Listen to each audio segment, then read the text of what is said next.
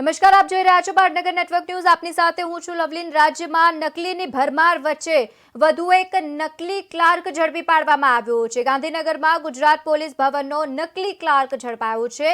Local crime બ્રાન્ચે આરોપીની ધરપકડ કરી છે।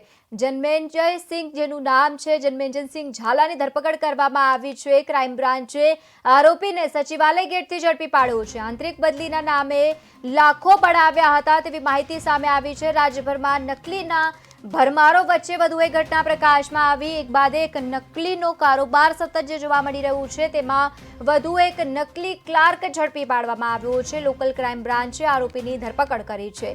જન્મેન્જય સિંહ ઝાલાની ધરપકડ કરવામાં આવી છે। ક્રાઇમ બ્રાન્ચે આરોપીને સચિવાલય ગેટથી ઝડપી પાડ્યો। આંતરિક બદલીના નામે લાખો પડાવ્યા હતા।